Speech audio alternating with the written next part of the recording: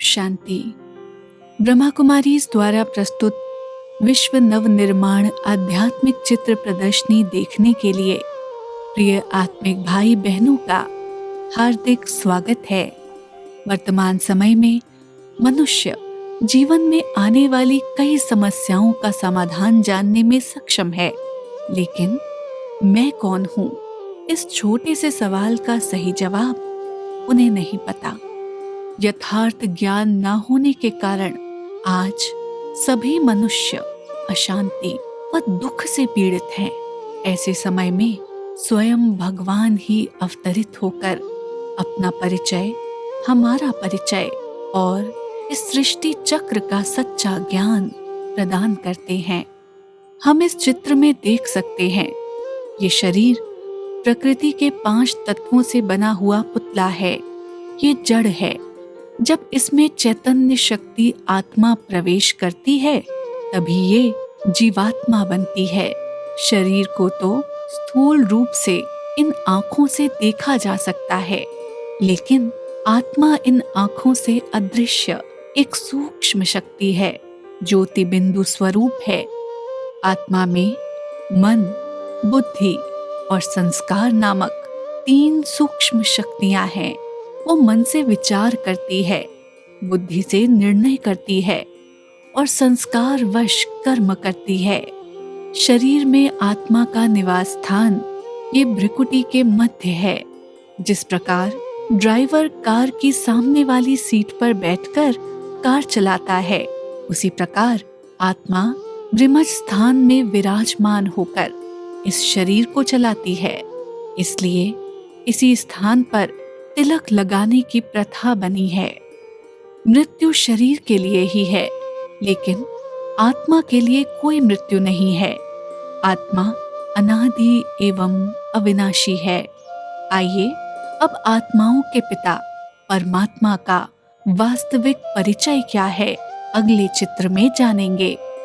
भगवान उवाच, गीता में कहा गया है कि हे अर्जुन, मैं जो हूँ, जैसा हूँ, मैं अपना परिचय स्वयं देता हूँ। जिस प्रकार इस शरीर को जन्म देने वाले लौकिक पिता है, उसी प्रकार इस शरीर को चलाने वाली चैतन्य शक्ति आत्माओं का पिता निराकार परमात्मा है। जिस प्रकार हमारी आत्मा सूक्ष्म ज्योति बिंदु के रूप में है, उसी प्रकार परमात्मा का रूप भी दिव्य ज्योति बिंदु स्वरूप है।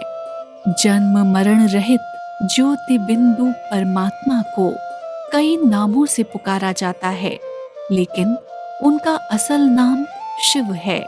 संस्कृत में शिव का अर्थ है कल्याणकारी। भगवान की महिमा अपरंपार है। वो ज्ञान का सागर, प्रेम का सागर, शांति का सागर, पतित पावन, सभी गुणों और शक्तियों का सागर है। इतने ऊंचे सर्वोच्च महिमा संपन्न पिता परमात्मा को विश्व के सभी धर्म वाले कैसे मानते हैं और पूजते हैं, आइए अगले चित्र में जानेंगे। निराकार परमात्मा की स्मृति में पूरे भारत में ज्योतिर्लिंग के रूप में पूजा की जाती है। 12 ज्योतिर्लिंग विशेष प्रसिद्ध हैं। अगर देखा जाए तो रामेश्वरम में कहा जाता है कि श्री राम ने रावण से युद्ध करने से पहले शिवलिंग की पूजा की थी और परमात्मा शिव से शक्ति प्राप्त की थी। भक्तगण बहुत मेहनत करके अमरनाथ यात्रा पर जाते हैं और वहां बर्फीले शिवलिंग की पूजा करते हैं। विश्व के रचयिता परमात्मा शिव के स्मारक के रूप में काशी में विश्वनाथ की पूजा की जाती है। सोमनाथ मंदिर, जो कि भारत का पहला प्राचीन मंदिर था, राजा विक्रमादित्य ने यहाँ शिवलिंग की स्थापना की और उसकी पूजा की। उसी प्रकार नेपाल के पशुपतिनाथ मंदिर में भगवान शिव की पूजा पशुपतिनाथ के रूप में की जाती है। इसी तरह जापान में बौद्ध लोग 3 फुट के स्टैंड पर शिवलिंग के आकार का एक पत्थर रखकर शांति दाता नाम से ध्यान करते हैं। मुस्लिम भाई भी अपने पवित्र स्थान मक्का में जाकर शिवलिंग रूपी पत्थर को संगे अवसत कहते हुए प्यार से चूमते हैं।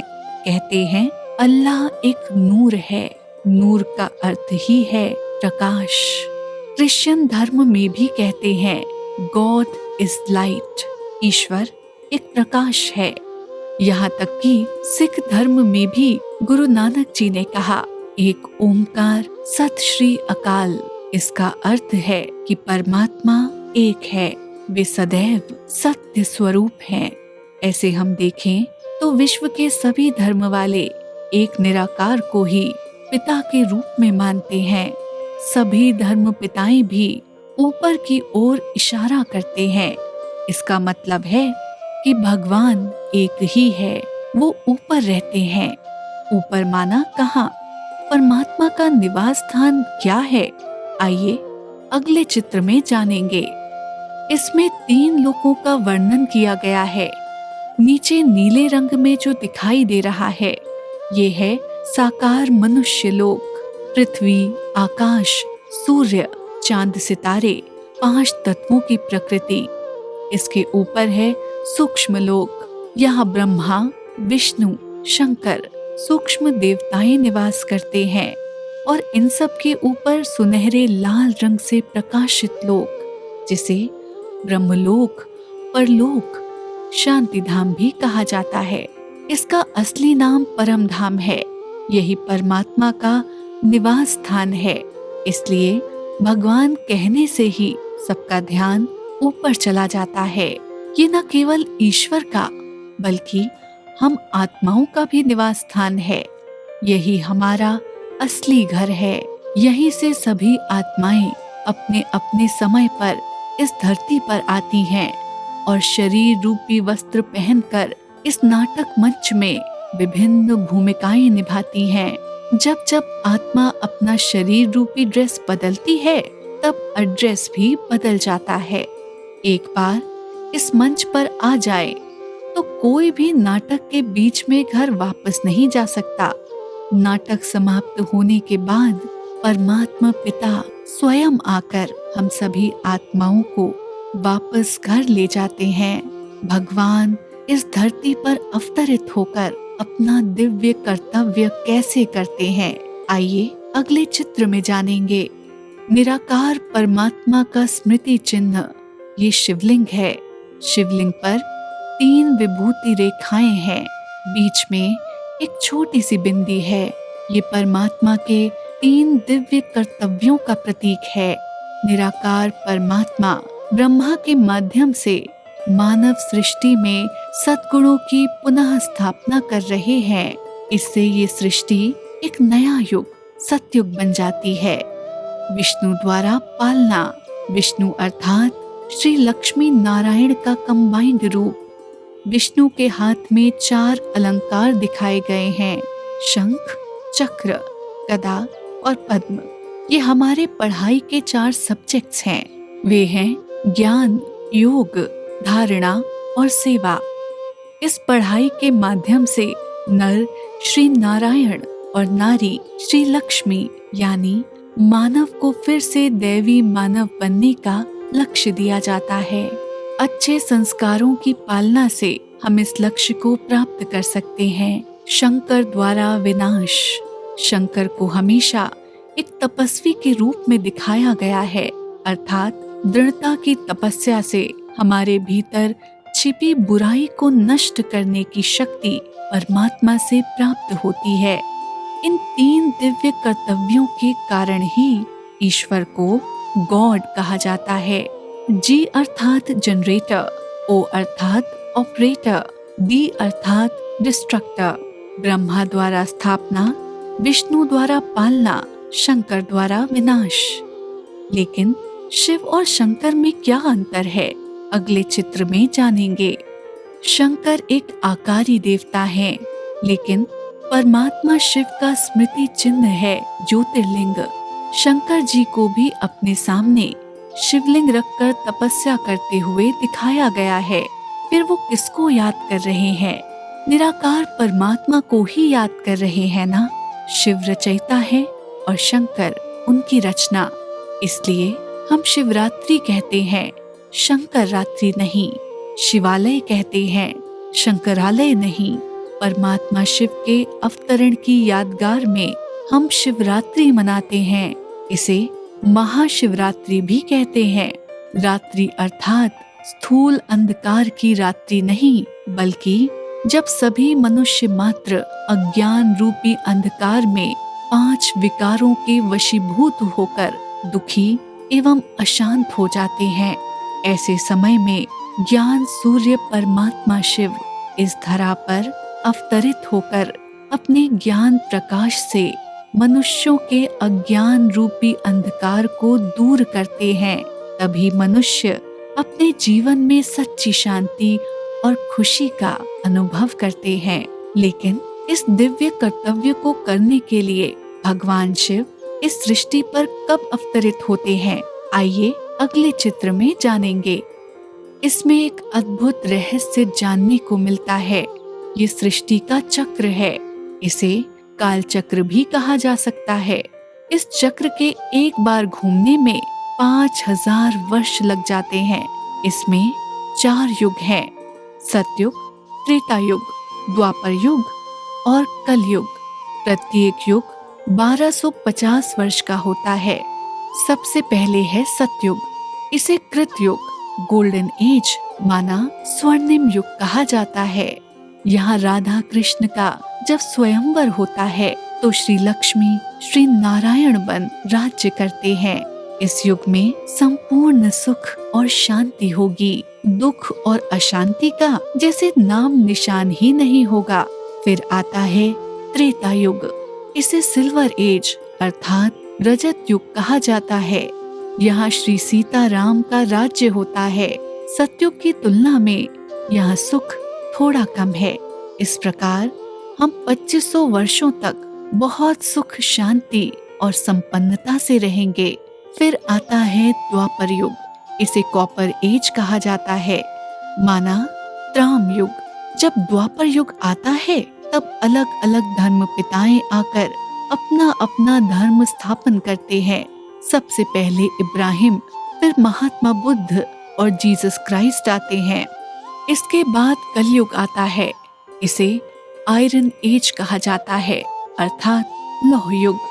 जब कलयुग का अंत आता है तब सभी मनुष्य बुद्धिहीन, धर्म भ्रष्ट और कर्म भ्रष्ट हो जाते हैं। धर्म पूर्णतः नष्ट हो जाते हैं। ऐसी धर्मग्लानि के समय पर भगवान इस धरती पर अवतरित होते हैं, जैसे कि गीता में वायदा किया गया था। अवतरण का अर्थ है हमारी तरह माता के गर्भ से नहीं, बल्कि किसी के शरीर में परकाय प्रवेश करते हैं। इसे दिव्य जन्म कहा जाता है। वो भाग्यशाली शरीर है प्रजापिता ब्रह्मा। भगवान शिव ब्रह्मा के तन में अवतरित होकर फिर से सतयुग की स्थापना कर रहे हैं, क्योंकि ये काल चक्र है। सतयुग फिर आएगा। इस प्रकार कलयुग के अंत और सतयुग के आरंभ के बीच चलने वाले वर्तमान समय को संगम युग कहा जाता है। ये सृष्टि चक्र हर 5000 वर्ष में हूबहू रिपीट होता है। इस संगम युग में परमात्मा अवतरित होकर कैसे विश्व परिवर्तन करते हैं, आइए अगले चित्र में जानेंगे। ये संगम युग है। इसे कल्याणकारी पुरुषोत्तम संगम युग भी कहा जा सकता है। नर्क समान इस कलयुग के नर नारी भगवान शिव द्वारा सिखाए गए ईश्वरीय ज्ञान और राजयोग की शक्ति से अपने अंदर के विकार और अवगुणों की आहुति दे रहे हैं। इस प्रकार वे पावन बनकर सतयुग में जाने के योग्य देवी देवताएं बन जाते हैं। इसे अविनाशी रुद्र गीता ज्ञान यज्ञ के नाम से भी जाना जाता है। 4 युगों के इस सृष्टि चक्र में मनुष्य किस युग में कितने जन्म लेते हैं, आइए अगले चित्र में जानेंगे। इसमें मनुष्य आत्माओं के साथ साथ भारत के उत्थान और पतन का इतिहास बताया गया है। सबसे पहला सतयुग, श्री लक्ष्मी नारायण का राज्य 1250 वर्ष। यहाँ हम 8 जन्म लेते हैं। 16 कला संपन्न होंगे। प्रारंभ में जनसंख्या 9 लाख होगी। इसके बाद त्रेता युग 1250 वर्ष श्री सीता राम का राज्य होगा। यहाँ हम 12 जन्म लेते हैं, 14 कला संपन्न होंगे। फिर द्वापर युग 1250 वर्ष, यहाँ हम 21 जन्म लेते हैं। जब द्वापर युग आता है तो केवल 8 कलाएं शेष रह जाती हैं। सतयुग त्रेता युग में जो हम पूज्य हैं वही पुजारी बन जाते हैं। भक्ति की शुरुआत यहीं से होती है। सर्वप्रथम राजा विक्रमादित्य सोमनाथ मंदिर का निर्माण कर शिवलिंग की पूजा आरंभ करते हैं। फिर धीरे धीरे हम मूर्तियों की पूजा करने लगते हैं। अंततः कलयुग आता है, ये भी 1250 वर्ष। यहाँ हम 42 जन्म लेते हैं। कलयुग के आरंभ में 2 कलाएं होती हैं, अंत में कोई कला नहीं रहेगी। पूरी तरह से धर्म भ्रष्ट और कर्म भ्रष्ट बन जाएंगे। प्रकृति के तत्व पत्थर बित्तर पेड़ पौधों को भी पूजा करना शुरू कर देते हैं। जैसे जैसे भक्ति बढ़ती है उतना ही दुख और अशांति भी बढ़ती है। शांति के लिए कई धर्म सम्मेलन करते रहते हैं। एक समय था, भारत सोने की चिड़िया था, हीरे जवाहरातों से सुसंपन्न था। आज वही भारत अन्य देशों से उधार ले रहा है। जिधर देखो उधर हिंसा, रक्तपात, अत्याचार और भ्रष्टाचार से विनाश की ओर बढ़ रहा है। इस प्रकार कुल 5000 वर्षों में हम 83 जन्म लेते हैं। अब हमें परमात्मा शिव द्वारा ये अलौकिक 84वां जन्म मिलता है। इसको ब्राह्मण जन्म कहा जाता है। ये वो समय है जब हम दिव्य गुणों को धारण कर पवित्र बनते हैं और परमात्मा के साथ आत्माओं के घर परम धाम लौटते हैं। हम सतयुग में पुनः इस धरती पर आएंगे। आइए इस सृष्टि के इतिहास को और विस्तार से अगले चित्र में जानेंगे। ये मनुष्य सृष्टि रूपी कल्प वृक्ष है। इसका वर्णन गीता में ऊर्ध्व मूलम मध्य शाखा के नाम से किया गया है। इसकी जड़ ऊपर में है, शाखाएं नीचे की ओर फैली हुई हैं। इस कल्प वृक्ष का चैतन्य बीज रूप परमात्मा शिव है। जिस प्रकार एक वृक्ष का बीज और जड़ें धरती के अंदर होती हैं, उसी प्रकार इस मानव कल्प वृक्ष में बीज रूप परमात्मा और जड़ में तपस्वी ब्राह्मण रूप छिपा हुआ है। यहाँ सतयुग और त्रेता युग की तुलना तने से की गई है। सतयुग में श्री राधा कृष्ण थे। वे ही स्वयंवर के बाद श्री लक्ष्मी नारायण के रूप में राज्य करते हैं। बाद में त्रेता युग में श्री सीताराम का राज्य था। इन 2 युगों में एक धर्म, एक राज्य, एक भाषा होती है, पूर्ण एकता है। इसलिए इसकी तुलना तने से की जाती है। जो सतयुग और त्रेता युग में देवता थे, वही द्वापर युग आने पर देह भान में आकर वाम मार्ग में चले जाते हैं। जो पवित्र पूज्य थे, वही पुजारी बन भक्ति शुरू करते हैं। जिस प्रकार तने के बाद कुछ महत्वपूर्ण शाखाएं निकलती हैं, उसी प्रकार द्वापर युग से अलग अलग समय पर धर्म पिताओं ने अवतार लिया और अपने अपने धर्म की स्थापना की। विशेषकर इब्राहिम, महात्मा बुद्ध, जीसस क्राइस्ट, शंकराचार्य आदि। बाद में जब कलयुग आता है तो कई संस्थाएं, मठ, पंथ और समुदाय शाखाओं और उपशाखाओं के रूप में गठित होते हैं। अंत में एक एक पत्तियां अलग होकर ये झाड़ पूरी तरह जड़ी भूत स्थिति में पहुंच जाता है। दूसरी ओर विज्ञान गर्वित अमेरिका और यूरोप वासी लोग इस सृष्टि को विनाश करने के लिए परमाणु युद्ध की तैयारी करते हैं। भारत में प्राकृतिक आपदाएं और गृह युद्ध ज्यादा होंगे। इस प्रकार इस कलयुग का महाविनाश होगा। इस समय जिनके मन में परमात्मा के प्रति प्रीत होगी, ऐसी श्रेष्ठ आत्माओं द्वारा पुनः सतयुग की स्थापना होगी। लेकिन गीता में वर्णित राजयोग क्या है, आइए अगले चित्र में जानेंगे। इसमें हम देखते हैं जैसे एक बच्चा अपने को जन्म देने वाले शारीरिक पिता को याद करता है, वैसे ही आत्मा अपने पिता परमात्मा को प्रेम से याद करती है। इसे ही राजयोग कहा जाता है। ये सभी योगों में से सर्वोत्तम योग है, केवल बुद्धि द्वारा किया जाने वाला योग है। सर्वशक्तिवान परमात्मा से बुद्धि योग जोड़कर ध्यान करने से हम सभी प्रकार के व्यसनों व विकारों से मुक्त हो सकते हैं। विशेषकर इस राजयोग मेडिटेशन से हमें अष्ट शक्तियाँ प्राप्त होती हैं। इन अष्ट शक्तियों के माध्यम से हम अपने अंदर के विकारों पर विजय प्राप्त कर शांतिपूर्ण जीवन जी सकते हैं।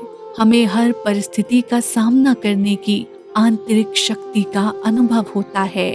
इसलिए गीता में कहा गया है कि योगः कर्मसु कौशलम, अर्थात इस राजयोग के अभ्यास से हम अपने कर्मों में कुशलता प्राप्त करते हैं, श्रेष्ठ कर्म करने की शक्ति मिलती है। इस प्रकार हम स्व परिवर्तन द्वारा विश्व को परिवर्तन कर नए समाज के निर्माण में और इस भारत को फिर से स्वर्णिम भारत बनाने के इस महान कार्य में सहयोगी बन अपने ईश्वरीय जन्म सिद्ध अधिकार, उस देवी पद को प्राप्त करने के लिए आप सभी को सादर आमंत्रित करते हैं। इस चित्र प्रदर्शनी में दिखाए गए चित्रों के बारे में और अधिक जानकारी के लिए अपने नजदीक के हमारे स्थानीय सेवा केंद्र पर पधारें। यहाँ आपको निशुल्क सेवाएं प्रदान की जाती हैं। धन्यवाद। ओम शांति।